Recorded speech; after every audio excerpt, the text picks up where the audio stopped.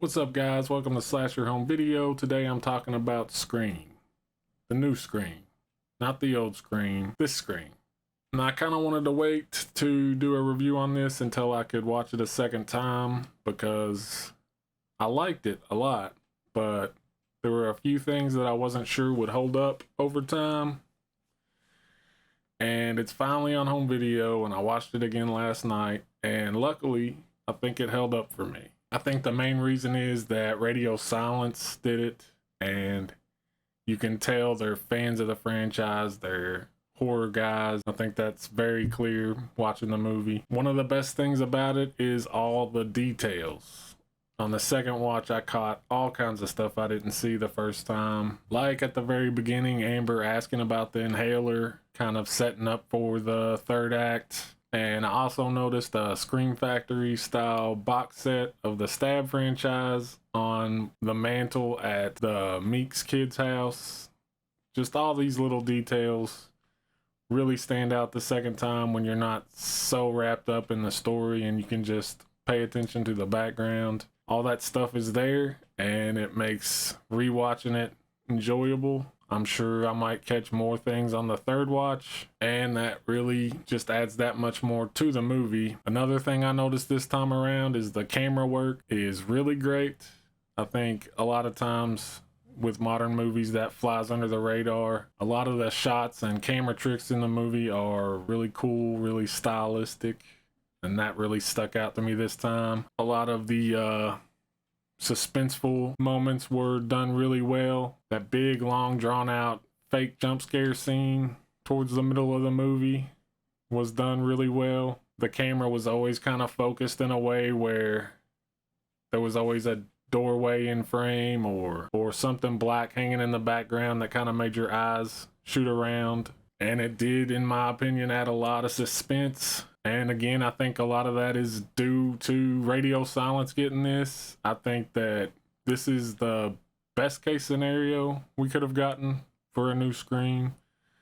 It's something that a lot of newer reboots and whatever you want to call them don't get.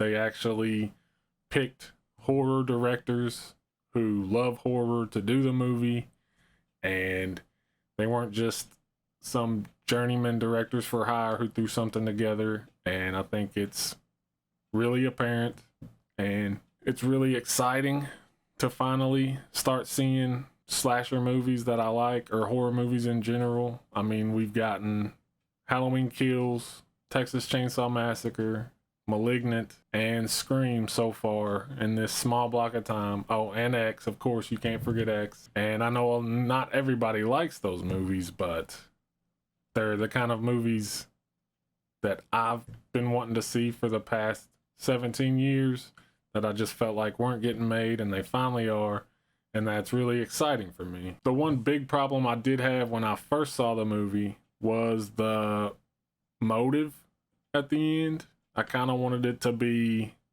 more grounded in reality, and I thought it was kind of stupid that it was internet horror nerds on a forum getting together to make their own sequel. I didn't really like that, but now that I've rewatched it, I think that it's going somewhere.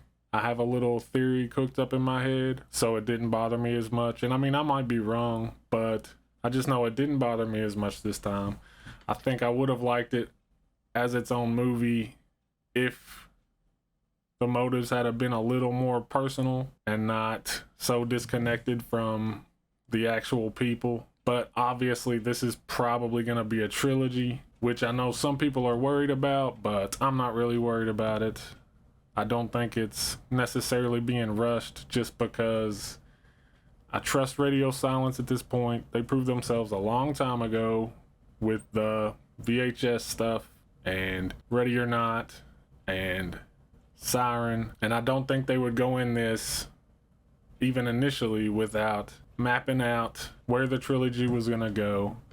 And I think that's apparent at the end because they make sure to show you who survived so that you know going into a sequel who you're going to have. And as far as where I would want it to go, I don't really like Sam's character as much as I like Jenna Ortega's. So hopefully she ends up being the final girl and not really Sam. I think that as much as Sam was the final girl here, the fact is she is schizophrenic. So I think it would be really interesting to see the other side of that, where it's less of a superpower she has and you see the negative side of that, and maybe she could end up being the killer in the second or third one.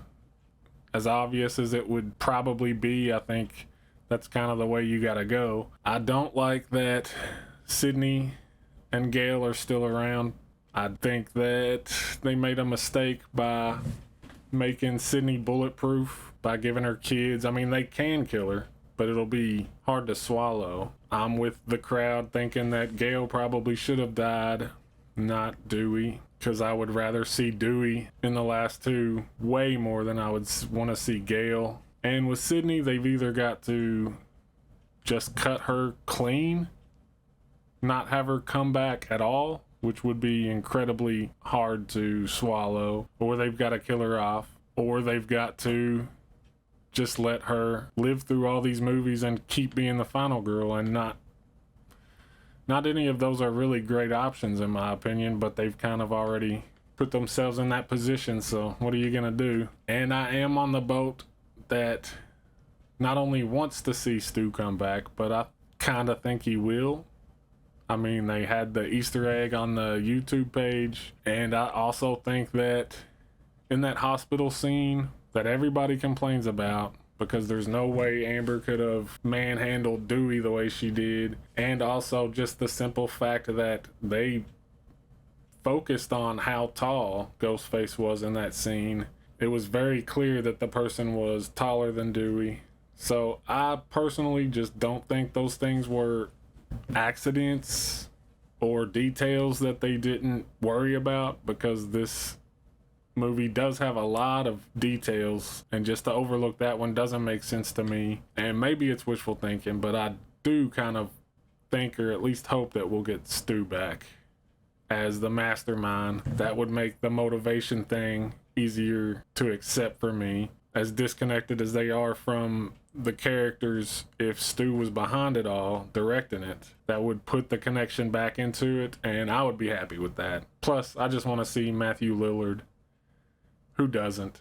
He's the best character in the Scream franchise, hands down. So, yeah. And as far as what they should call it, I have a pretty interesting idea. I think that if they're going to make this into a trilogy, they should just call all of them Scream. Just Scream. Scream, Scream, and Scream. Because that would be hilarious to me. And also, speaking of that, there's something I noticed immediately when I got this Blu-ray home, and I double checked, and I was right. Both of these discs look the exact same. You can do better than that, Paramount.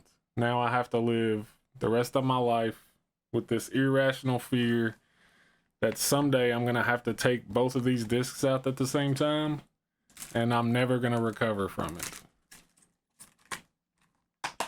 But yeah, I guess that's about it. If I had to rate this movie, I would say definitely 8 out of 10.